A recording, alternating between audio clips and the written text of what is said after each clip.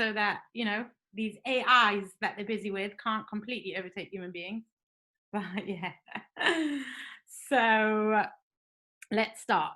So, as always, I like to start off the sessions by reminding you about my promise to you as part of this group, which is to be a stand for new possibilities, new opportunities, and new perspectives on what's actually possible for you and your success. And my mission is to educate and inspire business owners to take the right action so that they feel empowered to grow and succeed in ways that are beyond their imagination.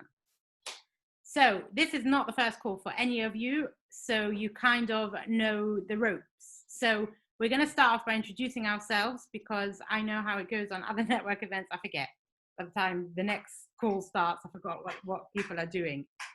So we're going to start off by quickly saying who we are, what we do, and who we serve, like last week.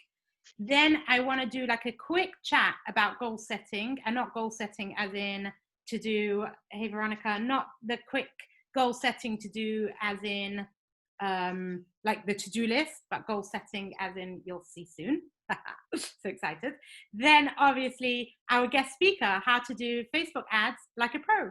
So even if you're not doing Facebook ads right now, it will come a time when you may want to try it, or even just boost a post that's doing well or something like that. Then you're going to want to know, have this knowledge and information, keep it very safe. And lastly, we're going to do the breakout rooms where the magic of networking actually happens. So so let's start with introducing ourselves. So who we are, what we do, and who we serve. I will start with Chris, because Chris is the first on my screen. Okay, so I'm Chris Campbell. I'm a life coach, and my niche is helping tends to be women struggling with recovering from narcissistic abuse, and I do that by helping them to develop their build their self-love, to recognize their self-worth, so that they can become thriving and happy. That's what I do. Honored to get to know you. Veronica. Hi, I'm Veronica, and I guess I am a life coach as well. I create videos on YouTube, and I want to help people to find themselves and get balance in their lives and in their relationships as well. Cool, fantastic. Tim Man. I just call him Tim because I can't pronounce it. Hi, can you hear me? Yeah. Okay, so I'm Tim Nan. I'm an architect from Nigeria.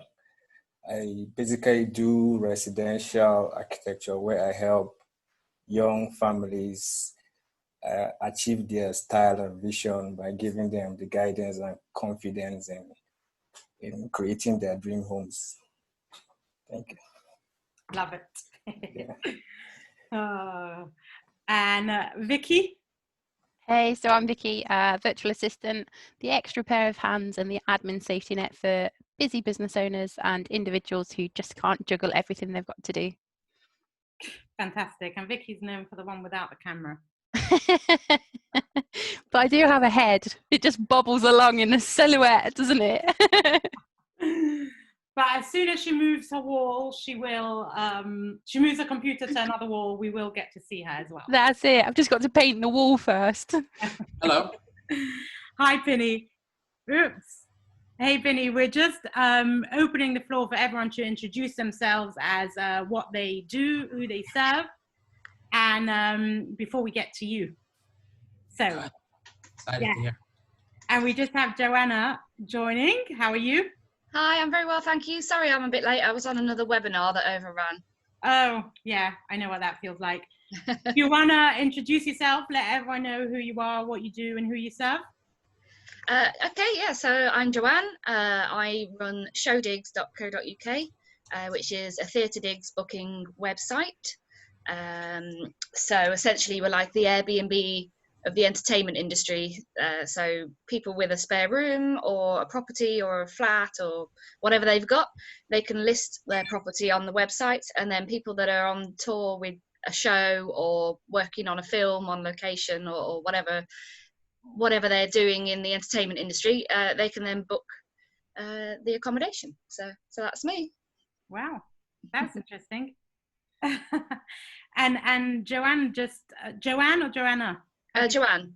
Joanne just reminded me yesterday on Cordelia's call. What we did was that, you know, next to your names, so if you go on to, like, put your mouse on your face on your screen, and you'll have 3 little dots come up. So if you go there and you rename yourself by your business, so let's say Mirelle Business Success Coach. And if you, I don't think, can you do that on your phone? I'm not sure.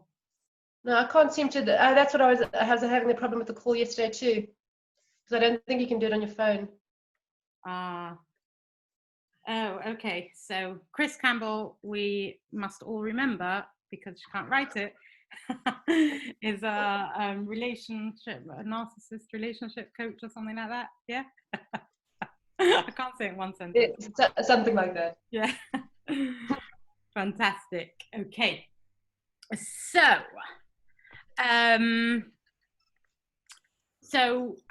the schedule is just introducing ourselves. I want to do like a quick chat on goal setting, and that's not the to-do list, before I introduce Penny to the floor.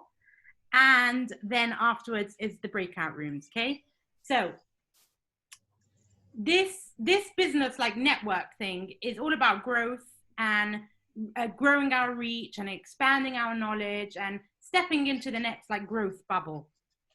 Ultimately, all we all want is more clients and more sales, right?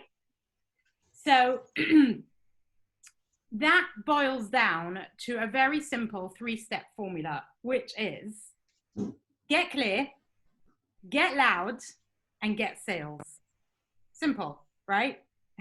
Or so we think. Anyway, it is very, very simple, but I want to dig into a little bit into the clarity element of it. And the clarity element is really broken down into three categories. It's who you are, what you do, what you offer, your vision, your mission, all of that. It's also a clear and healthy mindset. Okay. And the third thing is the goal setting, which I want to talk about today. The goal setting, what I mean by goal setting is, where do you set your compass? Like, where do you put in that sat nav, you know, the destination in your sat nav? Where is it going to take you to? It's the instructions we give our mind. And we know that our mind is the most powerful tool that we all have, that we're all born with. So where do we want to take it? So last week on the call, Iman took us down this process of identifying or distinguishing what like made us excited as we were younger. Like, what were those things that like really made us feel alive and excited and good? And the work that we have to do is connect that with our business, so we're on the right track, right? But that is all building your vision for the future. So you build your vision based on, you know, your alignment, what makes you excited, what makes you happy. But that's like the big picture for the future. Okay. So now when your mind sees a big picture for the future, it leaves it in the future. One day I'll get there. So how can we make that big future, the big vision, become a reality today? Like, I don't want to wait 12 or 15 or 18 or 3 years even, to like suddenly for my mind to suddenly realize, oh, we should really get that going, shouldn't we? So how do we do that? Is by goal setting. And the goal setting is telling your mind what you want it to help you do over the next month or the next 2 months, whatever the date is that you give it to be. So for example, Penny, you're gonna have to log off. No. As soon as I finish. Oh, okay, fine. No, don't worry. Okay, so Penny won't be here for the breakout rooms, basically. Okay, fantastic. So, so a goal would be something, let's say, for example,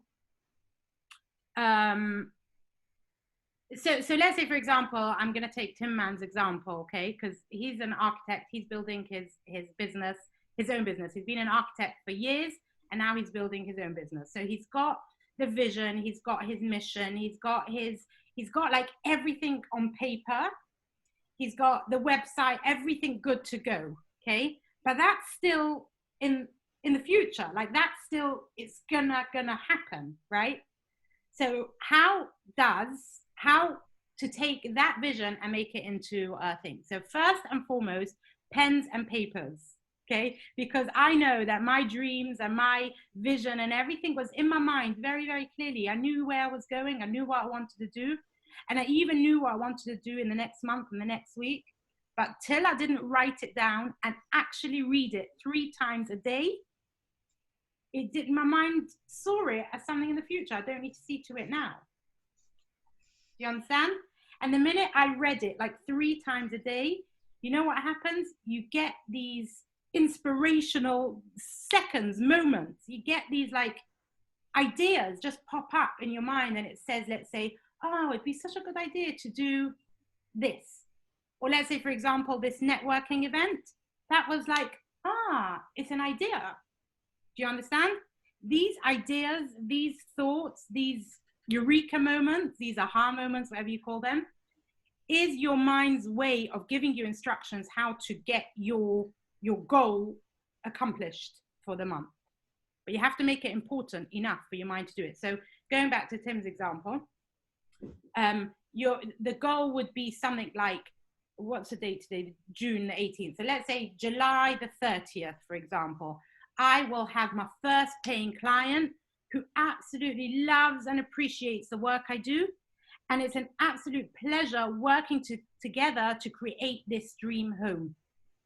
So you've put in a date, you've put in your first paying client, you've put in how it's going to feel, what it's going to be like working. You've put in all the details into your goal.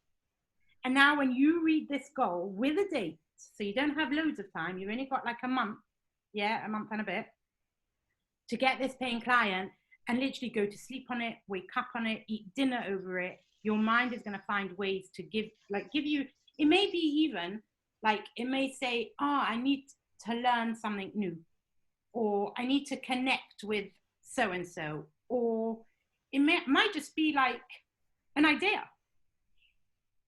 Sometimes it's an idea that we perceive as crazy. It's not such a good idea, or I can't do it because, or loads of these things. So I want to make something very clear before you start. 3 things are going to come up for you. The minute you set your goal, there's 3 things that are definitely going to come up for you. And if it doesn't, then your goal isn't big enough. Okay. So the first thing is considerations, which is all the excuses in the excuse book. And they're real. They could be real if you want them to be. The second thing is fear. It feels bloody scary. Trust me. It feels so scary to do the things that you really, really want to do. And the last thing is roadblocks or challenges or obstacles, whatever you want to call them. These 3 things are without a doubt going to come up for you. But if you notice them as a consideration, as a roadblock, as a fear, then you can much easier overcome it and carry on riding your journey because you know what it is. So, have you all got your pens and papers? I would love to take you through the process. We actually did it today on a call, and it's really, really fantastic just to write it down, like the way you see it, the way it feels, the way you want it to be. And then if it doesn't feel good, don't do it. But put them down on the piece of paper. Really write it down. And Miriam, do you mean we have to write our consideration here and or our goals?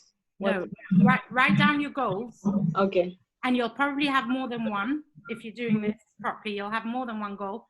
But notice consideration, fears, and roadblocks as a consideration, fear, and roadblock. It's not real. You don't have to listen to it. The feeling is real, but it's not real. Okay? And what I wanted to say was, that when these roadblocks come up, or these fears and considerations come up, I would love to add this to the Facebook group that we're all part of the High Flying Network Facebook group, where we can all support each other and help each other get that rubber on the road. So what I would love for all of us to do is write these goals down, scribble it down, screenshot it, or if you want to make it fancy in Canva, make it fancy in Canva, and post it in the Facebook group where we can all see each other's and support each other on our journey. But do this for yourself. I'm telling you, it's like your first step to getting over to the next leg of your journey, to the next success step of your journey. It really, really is that powerful and that good. So that being said, I shall hand over the floor to Penny, because now that we know that we're actually building a business and we know we want to get somewhere, I am almost positive that at one point, if it's not right now, you will be wanting to do Facebook ads. And why I say Facebook ads is there's Google ads, Facebook ads, YouTube ads, search engine optimization, there's hundreds of them. I found, in my experience working with Penny, that Facebook ads by far was the most engaging, most rewarding like feeling when I'm doing ads. It's not just like an ad that I'm putting out there and hope somebody's gonna hit and sign up or whatever, hit and do something. Facebook ads is about like engaging and having that conversation and really connecting with your audience, which we know what that's all about. So, Penny, the floor is all yours. And also, I just want to add one more thing, if you don't mind, to leave a bit of place at the end for question and answers, yeah, in case anyone has any. Yeah, that would be great. Yeah. First of all, hello everyone. And now with COVID, I think there's the slight benefit. Unfortunately, COVID has done so much bad in the world, but there's a benefit that we can get to meet and we get to network with people all over the world, which we never did. We'd always network with people locally, and now we get to network with people all over the world. So there is a slight benefit to it. I might be interrupted. There's 2 flies that got into the office and are driving me crazy. So bear that. So like Morel introduced with regarding Facebook ads is very, very effective, very important. And sometimes people say, hey, Facebook ads didn't work for me. I tried it myself. It doesn't mean it doesn't work. It means the strategy or it wasn't done right. And what I want to do today is help you, yes, to run ads by yourself. And even though this is what I do for business and business, help like run ads for people, but I respect and appreciate people telling me, hey, I want to run it myself. I think I can do it. And I like to help them. So on LinkedIn, for example, that's really the platform where I post and stuff. I'm the only platform I really interact with. And I try to put out tips for people to be able to run their ads by themselves, because I think it's important to at least try it by yourself and see what it's all about and succeed. Now, there's one small thing that Facebook is not made for everyone. I know Morel said that it's the best way to advertise. It probably is, but it's not really for everyone. So I'll do a small, I'll differentiate between Google and Facebook. So I like to say it's creating a need versus fulfilling a need, okay? So Facebook creates a need for specific product or service, and Google fulfills a need. So basically on Google, you're searching for something. I always like taking an example of a birthday. It's your best friend's birthday, okay? So on Google, you're gonna be searching gift for my best friend, and it's gonna come up all kinds of ideas, watches, pens, pocketbooks, whatever. The list goes on and on and on. On Facebook knows who your friends are. They know the birthdays of your friend. And in Facebook, through your feed, you're gonna scroll through your feed. It's gonna come up, hey, how about the watch for your friend's birthday? And you're gonna say, oh, it's my friend's birthday, let me buy them a watch. So basically, Facebook is gonna create a need for a product versus Google is gonna fulfill the need for a product or a service. So sometimes when it comes to certain services that I think, let's say your window at home broke, okay? Nobody needs to create the need for that service. Nobody's going to create the need for you to go and crack your window. But when your window broke, you're actually going to search for a new window. That's where Google ads would come in, and it would, so somebody that fixes windows wouldn't necessarily run a Facebook advertisement, but they would, because somebody that fixes installs as well, and then they can run a campaign for installation of brand new windows, because you'll save electricity, you'll save heating and whatever, and so on and so on. So depending what your service is, sometimes Facebook isn't the right place for you. That's something to take in consideration. And then you don't want to spend your money in somewhere where it's not going to get you any return, and then it's frustrating.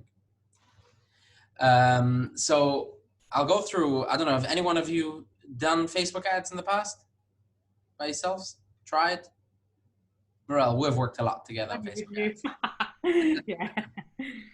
Okay, can I just add something? I want you to know that me and Penny started networking not even so long ago, and the collaboration that happened from networking was awesome.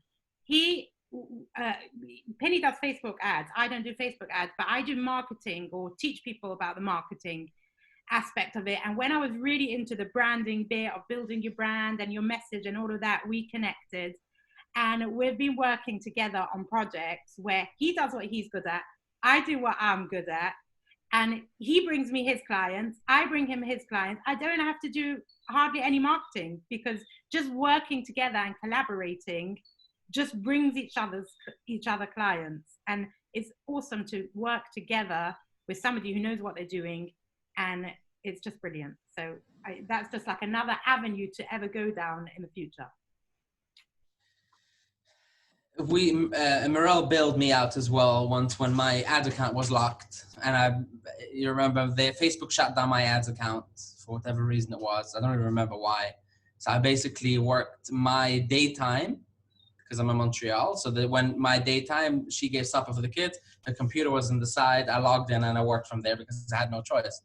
So collaboration works two ways.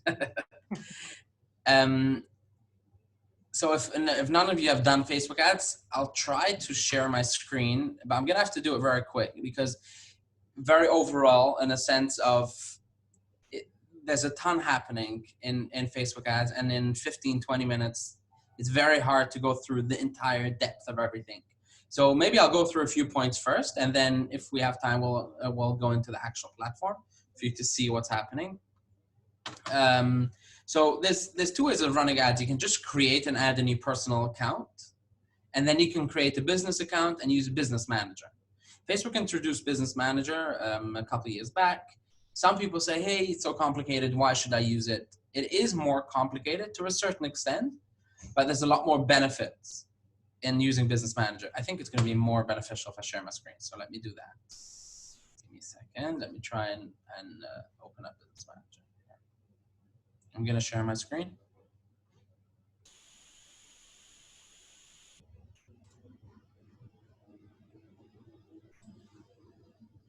Can you see my screen? Yeah? Yeah, we can see it. All good. Okay, perfect. So there's two ways to go into Business Manager, or you go here on the top and you click create. There's pages, ads, groups, events, everything, and you just click on ads. And it's going to take you to Business Manager. Okay. Or you can do business.facebook.com, and it's going to take you to Business Manager as well. Now, this one took me into my personal account because I came from my personal Facebook account. It took me into my personal Facebook ads account, but I don't want to do that because I don't want to run ads on my personal Facebook. And I would recommend never to run ads on your personal account. And if you have any kind of business, I would recommend to open up a business account. The reason being that there's so much more that you can benefit from a business account in the sense of insights, seeing analytics on who your people are, on who the people interacting, how long they've interacted.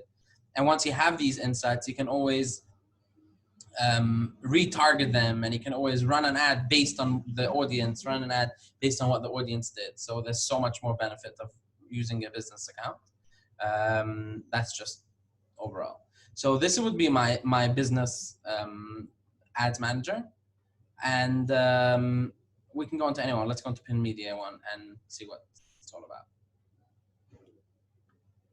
One of the benefits of using Business Manager is that you can create your custom audience. You can really play around with the audiences on so many ways, which we'll get into. Another big benefit of using Business Manager is that, like I said, my ads account was logged out. Luckily enough, Mirelle was logged into the same ads manager, so I was able to work from hers, which is, it's easy. It's going to make it work so much easier for you. You can add your team to work without giving them passwords. So you can just add someone of your team to log in to Business Manager. So you give them access to the account's Business Manager. So you can kick them out, you can invite them in, and it's super easy without having to give them passwords. So that's another major benefit. So we're gonna go into the create. I'm gonna try and go very, very quickly just so that we can cover as much as possible. So this would be the first screen you would see when you create an ad. So it's split into campaign level, ad set level, and ad level. Grandfather, grandson, and grandchild. Basically, it's like it's the grandfather's level, son and grandson. So basically, it's three levels. So on the campaign level, it's very simple. You name what's my objective? What do I want to achieve? What do I want to get to when I run my ads? So for the sake of today, we're going to go through conversions. It's very simple. You got brand awareness, reach. You just want to reach more people on the ad. You got traffic to your website, engagement to the post, app installs, video views, lead generation, and messages. Now, okay, just a second. There's conversions, buying or filling out a form. There's catalog sales and store traffic. Now, lead generation. Don't confuse lead generation with email, with creating an email list, because lead generation is Facebook's lead generation form. So Facebook has their own opt-in that you can run ads to. For example, I have a client that's in a daycare, and we want to get them to sign up for a visit in the daycare. We use the lead generation form, and because there's another thing when it comes to marketing, and Mirelle can agree with me on that you want to give as least steps possible. You don't want to put too many steps for them to do, because then they fall off. You want them to do the least things possible. So with this specific daycare, we decided that we don't even want to take them off Facebook. We want to keep them on Facebook and get their information on Facebook. So we use the lead generation form. But generally, if you feel comfortable that the person that's going to come off Facebook onto your website is still going to fill out, then you can take them off and use the opt-in on your website. So you have to determine every time. Every case is different.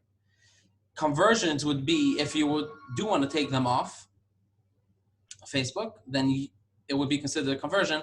Every time somebody fills out the opt-in form on your website, the contact us form, whatever, that would be considered a conversion. And that would be measured by the pixel, which is something major, but we're not gonna have time to go into it now, okay? So I would select conversion. It's gonna ask me the name whatever you want. The only reason why you would name it right would be if you have it at a glance, know what's happening, see what's happening, and then you can able to go in. A/B testing is something if you want to go in and test two graphics or two text or different audiences, you can always play around with A/B testing. And then campaign budget optimization is something that Facebook rolled out. I think now it's going to be a year. And basically what they're saying is, you tell me how much money you want to spend on this campaign. I'll distribute the money between every ad in the campaign, and I'll decide which one's the best and which one's going to be the most profitable for you. So that's something that's great. And you just know how much money Facebook is. And Facebook is not, there's no reason Facebook shouldn't distribute to the best ads, because an ad that works well, you're going to continue advertising. So you can really trust Facebook on that. Okay. So we go continue. So we've finished. Now we've finished with the campaign level. That's it. What's done on the campaign level. Now we get into the ad set level. The ad set level is really where the strategy has to be done very, very strongly in the ad set level. The reason being is because the ad set level is the audiences, the budget, the timing in days. Mirelle, if you remember, one of the customers we worked with, we were trying to attract people in the offices. So we ran the ads on the timing that they were not in the office. That would be from 6 o'clock in the morning to 9, the lunch break, and then from 5 o'clock till 9 o'clock in the evening. So there's always a strategy. You have to try and come up with the right strategy for the client or for your company.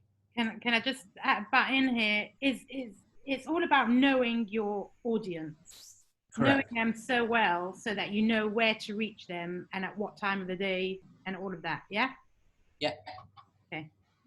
And by the way, what you said about knowing your audience is you can't run an ads without knowing who your audience is, because you want to know how to talk to them, with what language, with what pictures, videos. It's so crucial to know. And everything I'm showing you now is based on the fact that you know who your audience is. And then you're coming to run ads, because running ads without knowing who your audience is kind of, it's throwing it and you hope it's going to stick, basically. Anyway, so here we see you name the ad set, and then you have the destination. Where do you want to so you want to go to app, to your website, which in our case, yes, we want to go to a website.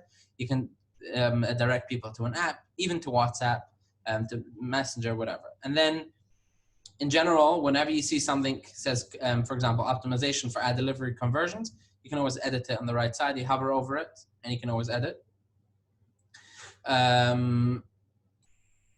Then when you click on edit, you have all the options. You want to take them to the landing page. But in our case, we want to have it as in conversion. And the way we would measure the conversions would be by having them opt in.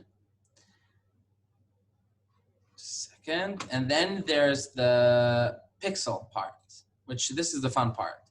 So the pixel I know I got you excited about the fun part, but I don't really have time to go into it today. Reason being, because it's so wide and it's so big, but you can always message me and I'll try to help you as much as I can when it comes to the pixel. But basically what the pixel is in one word, you install it into your website. So on the homepage, you would put one pixel. So when you try to set up your pixel, you see the word event. Event is basically a step that a person would do on your website. So the first event in the pixel would be coming onto your landing page, onto your homepage. The second event would be hitting submit on the opt-in form, for example. Or when it would be in e-commerce, it would be going into a specific category, a different page. That's another event. So in our case, we would have set up an event that would be called submit application, complete registration. Okay, so the pixel isn't ready. Facebook telling me the pixel isn't ready because I don't have a pixel installed on my website. I have one, but not onto the opt-in folder yet. So it's red here.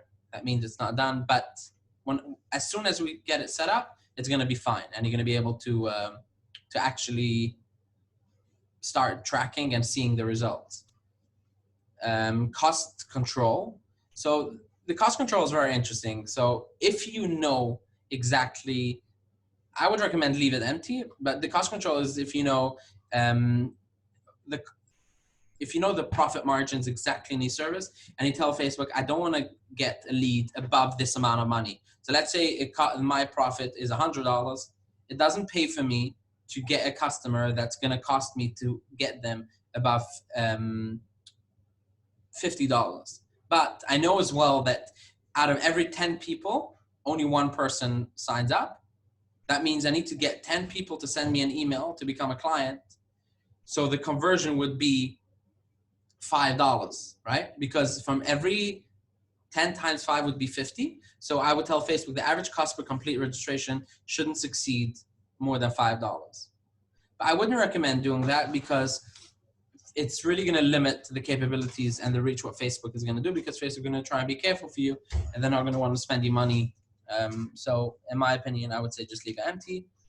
And then we get here to the audience. So this is where the real exciting and part where you really have to think. So audiences, you can have a lookalike audience, which would be you take your email list of your existing clients, you put it into Facebook, and you tell Facebook, take the common denominator between all the people in this list and create a new list. Okay, so for example, if Facebook has like 4,000 data points in every single person, it's crazy what they know about us. and they say this and this and this, everyone is equal, everyone has the same, they're going to create a list based on what your existing client list is. And then you're going to be able to advertise to people that are very likely to buy from you. Then you have the custom audience, which would be what we're going to create right now. So we would do create new, custom audience. Second. Sorry, the custom. So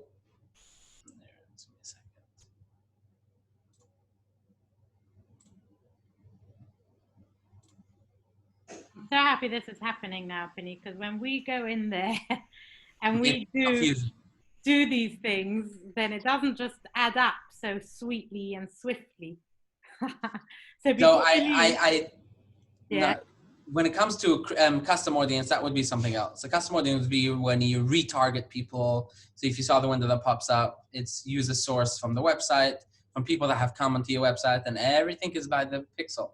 All the information you have from the pixel, that's what you're going to be able to play around with. But we're not going to get into it at the moment. But here, when it comes to locations on the bottom, so right below the create new audience, and then you have the option of saving this audience with the name of it. So let's take any example of anyone and say. Maybe someone on the call wants to give an example. Anyone? Anyone want to do like a audience search on your business? We can try. Yeah, I think that will be quite helpful if somebody wants. Anyone? Okay, we'll take myself. Okay. All right. So in my case, it would be in Canada, but although I can run ads from all over the world and I have clients in the UK, but let's say for the sake of playing around with it, it would be Canada, or I would say only in Quebec or only Montreal. But let's say I want to go across the entire Canada. So you have Canada, the country as a region, and then you always want to look up at the right side. At the right side here, this is where you see the amount of reach, the audience size, and everything. You got all the information here. But just telling Facebook advertise to anyone in Canada is not good enough for me, because I want to advertise to business owners. Okay, so ages, nowadays we have entrepreneurs of the age of 18, 100%, 65, let's leave it the way it is. Genders, men and women, all alike. Now, when it comes to detailed targeting, this is where it's really the tricky part. So we want to say, so we'll go here. So you can split between demographics, interest, and behaviors. Demographics is education, financial, life events, parents, relationships, work. Interest is very cool. So you have everything that they have an interest in. If it would be in the sense of shopping, if it would be in the sense of hobbies, in the sense of influences and anything. And then behaviors is, how do they buy? Do they buy online? Do they not buy online? What phones do they use? What browsers do they use? And everything. So in our case, we would say I want to advertise to business owners, right? So you can have an interest of a business, but I can go even further. You can do interest in business school, and then interest in being a business owner, but I can find people that are actually business owners. So if you look here, demographics of business and financing. Hold on a second.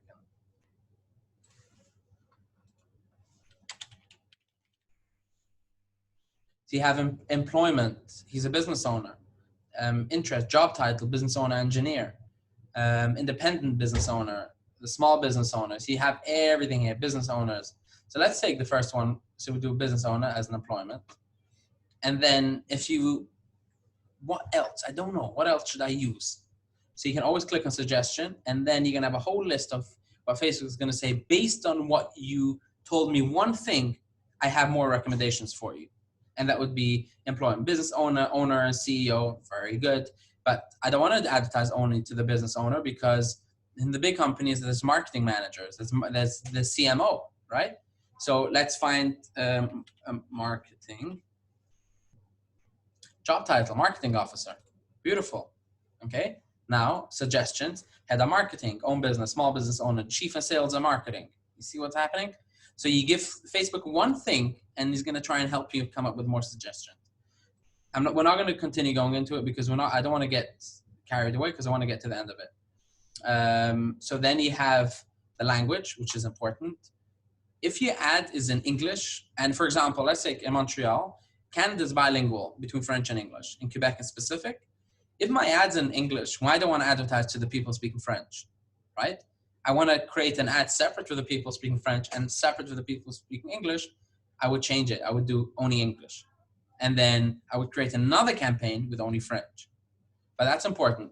And sometimes I would say, anyone speaking French speaks English as well. Let me run the ad. Let me throw it to the French people. It all depends on the situation. You always have to think for yourself. Like Mirel said, you have to know who your audience is and how you're going to talk to them. And then connection type is something that can be very interesting. So for example, I say, I want to advertise to people that don't follow me on Facebook, because people that follow me on Facebook know what I do and they'll anyways come to me. So you can do exclude people who like your page. Or I would say I sell watches. Let's go to back to my example in the beginning. I sell watches. Only advertise to friends of people that like my page, because then they can, even in my case, I can say, let me run an ad, and then to people that like my page, and then these people will be vetted by the people that like my page, right? And then you want to only advertise to people that like your page. There's so many options that you can do. And then you have the options of apps and events. Exclude people already responded to your event, depending what your objective of the ads are. But this is something that you should, not always, but you should play around with. There's one more thing that I left out. In the location aspect, when you put the location, you have 4 options. You have people living or recently in this location, people living in this location, people recently in this location, not necessarily the living, but might be the working. Okay, if they work. So for example, if you have a restaurant you want to advertise, and you know these people work in that area, so they don't have to live, but they're people recently in this location. And then people traveling in this location. So Facebook knows where you were and where you're going to travel. They know everything about you. So this is something as well that you should take into consideration when you create your ads. And then placements, leave it recommended. So I know when companies or software say recommended, not always you can trust them. In this case, I would trust Facebook when it comes to the placement aspect. And then here's the budget and schedule. So you have the daily budget, you have the monthly budget, the lifetime budget. I would recommend leave it on daily. And then you have run my ad. And then you have you can start date and end date. So you can tell, you don't have to overrun your ad. And then it'll tell you exactly how much money you're spending.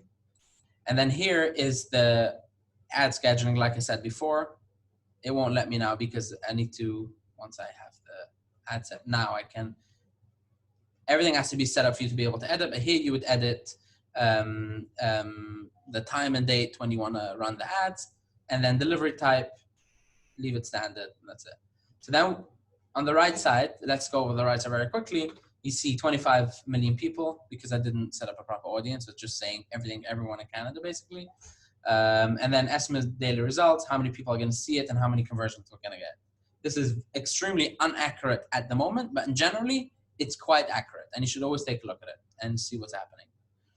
When it comes to audiences, there's one thing that's quite people think, let me do the audience as small as possible. Now, again, depending on the strategy, but in my case, when I want to reach as many people as possible, make the audience as big as you can. In a sense of, you want to give Facebook as much data as possible. Let's see who comes onto the page. Let's see what's happening. When you sell a specific shoe, for example, for kids only, then you, of course, want to advertise only to people that have kids, right? You don't want to advertise to grandparents. Grandparents maybe as well. They want to buy their grandchildren kids. But you don't want to advertise to students. You don't want to advertise to couples without kids. Facebook knows all that. So I would, so then in that case, it would probably be better to do a small audience. Or if you're a local restaurant, you don't want to advertise to somebody in the UK about a restaurant in Canada or vice versa. So, and depending on the case, but generally I would say the bigger the audience is, the better. Okay. Then we continue, we're going to the ad level, which is, again, before as well, you can always name it like this, you know where it is and what you see under a first glance.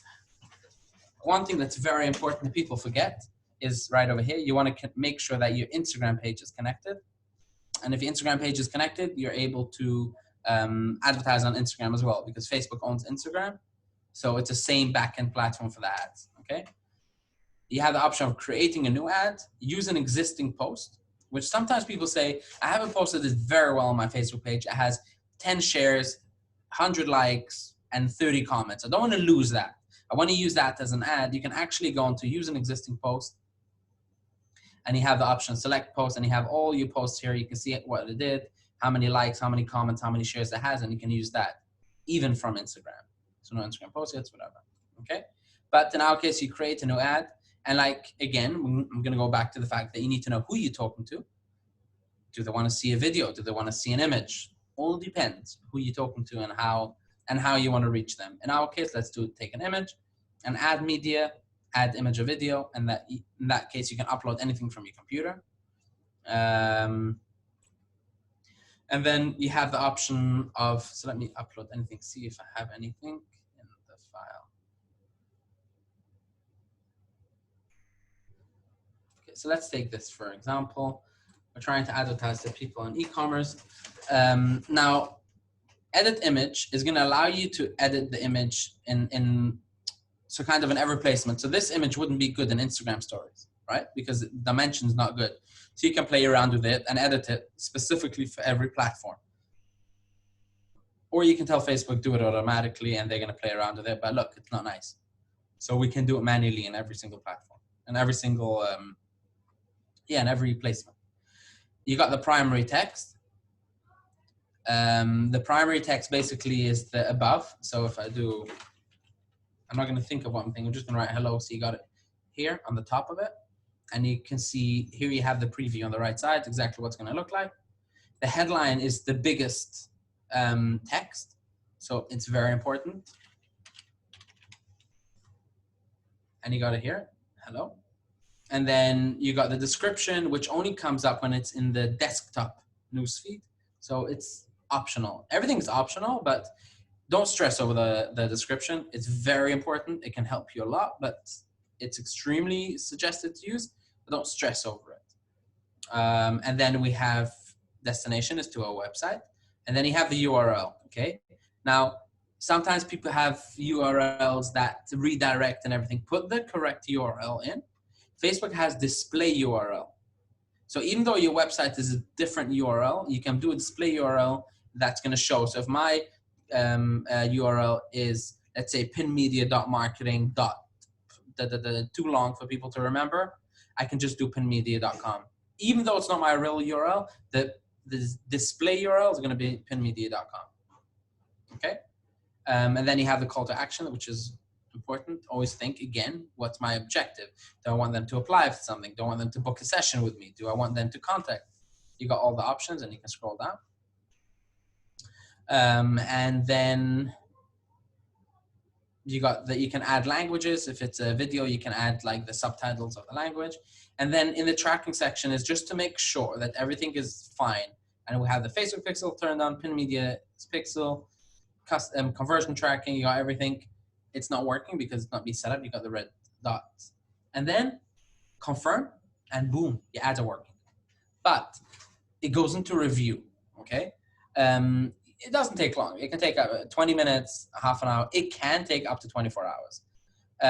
Now with COVID, if they have to re-review it, it takes very long. So if they disapprove your ad and they say it's not good for whatever reason, or because you're selling things that are related to health, in this case, in the COVID case, they banned all these kind of products to advertise, because people can run, I'll advertise a sanitizer that's just water, and you can mislead people. So they banned all these products. Or because Facebook doesn't allow for the image or video to have more than 25% of it text. So whatever you do, make sure it's visual more than text. So there shouldn't be more than 25% text. So if it's more than 25% text, it's going to be flagged and they're going to disapprove it. Once that happens, it has to go into re-approval. That's where it's going to take extremely long now, specifically with COVID, because it's all over. In January, it's going to take another 20 minutes and it's going to be fine. In January, you can get them on the phone. Nowadays, you can't. It's extremely hard to get them on the phone. So try to make sure the ads are good at the first time, try to go through the guidelines and make sure that you don't have to go to a reapproval, but that's going to take far too long. That's everything in 20 minutes, as quick as I could, to go through the platform. And yeah, I'm happy to answer any question. That was amazing. That was like super quick. Are there any questions? If not, I threw some in the chat box while you were going through them. But does anyone else have any questions before we, Veronica? Yeah, I have a question. Does this business account mean Facebook page, or how do you create? You have to create a business page and then you create a business account, or? There's in Facebook, there's a personal page and a business page. Yes. So you have your personal. Always open a business page for your business. Always open a business page for your business. There's so many benefits. You can add people to it to manage it. You can add people to run ads for it, which you can't do into your personal. If you want to do in your personal, you're gonna have to give them your username and passwords, which I don't think you want to do, right? In a business page, you can see the insights. Who came onto my page?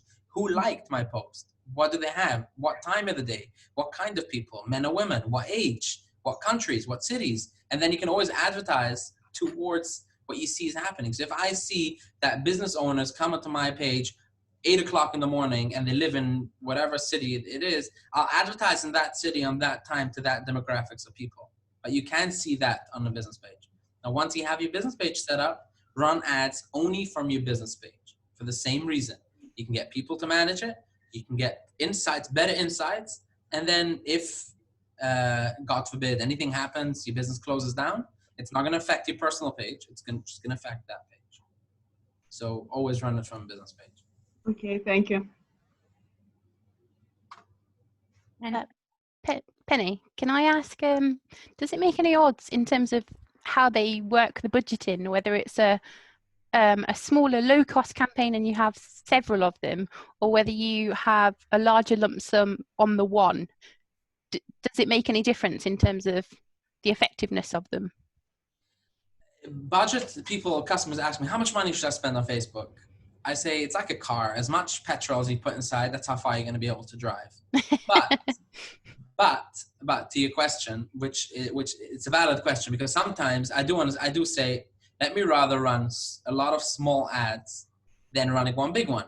But yeah, so if you had 5 smaller ones, but smaller budgets, would they be more effective than one that's got a larger budget? So that's why, if you remember the beginning, I said Facebook rolled out campaign budget optimization. So if you tell Facebook, I am ready to spend $30 a day on my campaign, these are the ads below in my ad level. You distribute the budget to whichever you feel is going to be best. And that's probably the best way to do it. Okay. But taking consideration that you're going to go into a learning phase, as they call it, it's going to take a few days for Facebook really to determine which one's better, which one should go more. But yeah, that's probably the best way to do it. But like you said, I have to agree with you. Sometimes there is the case that you want to run a lot of smaller ads instead of one big one. Yeah, I was thinking test it out first. Small. Start small and build big. Yeah, because you can see if you want to run an ad by age gap, or by gender gap, or by city gap, and see what's working best for what. So sometimes it can be, for women, it's going to work a different color image than for men. Or sometimes it's going to be an older person is going to want to see a more calmer image, and younger people are going to want to see more an action image, you know? So there's always, you have to play around with different things. So for sure, test. Always keep on testing. Great, thank you. So look, I'm available to answer any question, not only now, even after. So you can always contact me by LinkedIn. That's where I am. That's where I hang out. Or by WhatsApp. And you can always message Morel for my number with pleasure. Send me a message. Penny, can you put your contact details in the chat box and we'll all copy and but I'm going to stop sharing because I lost the chat. So let me stop sharing the screen. Yeah. And then here I have the chat. Okay. And I'll also put it in the email that goes out with the recording. So if anyone's watching the replay, or if any of you lose it, it'll be in the email that you get tomorrow. So I don't know how it would be. I forgot if it would be from London 001 or 011, but it would be here. So this is my cell phone number, 514-834-4845. And then I'm on LinkedIn. I can actually give you my LinkedIn URL if you want. So let me open up LinkedIn. You're welcome, Joanne.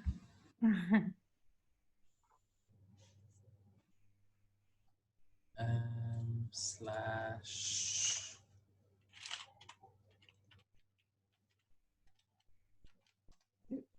I'm burning things. Hold on.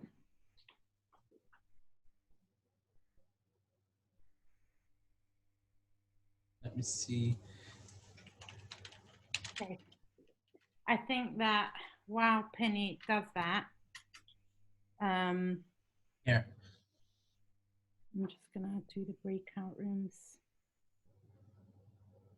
So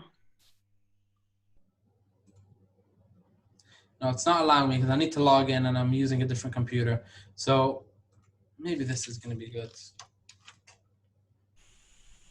Let me see something.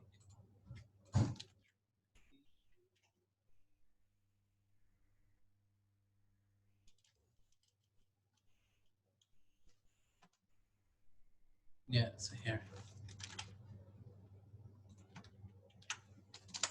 So this would be the link to my LinkedIn. And you can always message me, ask me any kind of question, and it'll be my pleasure to help you. oh, well, you may get bombarded with questions. We take no responsibility for that. Just kidding. I know that Penny really means what he says. I know how many people he's helped on the side just to do this with questions. I know how many times he's helped me as well. So there you go. Okay. Thank you so much for that, Penny. Really, really, really appreciate it. We will catch you on LinkedIn. We'll catch you on LinkedIn or WhatsApp. And thank you. Yeah, I'm going to bounce off. And thank you, Morel, for inviting me. And even a bigger thank you for all of you for actually being here. Because me talking to Morel, that happens a lot. I don't get the chance to speak to other people. I appreciate that. I really do. It's a bit boring. Thank you so much for being here. And again, like I said, please don't hesitate to ask me any question. Yeah. If I can help you, it'll be my pleasure to. Fantastic. Okay. Perfect. Thank you so much. And stay safe, all. Yes. Bye. Thanks. Take care. Okay, so for the breakout rooms, for the breakout rooms, what we're going to do is, I think that, well, the same as every week, connect, but maybe ask each other about the goals that we spoke about at the beginning of the session. So what goal have you set for the next month? And if you haven't set it, like maybe help each other just set it now, one goal. And then when you go off the call, you can set loads more goals. Okay, so you've got 10 minutes in there, 5 minutes each, and then we're going to come back and finish off.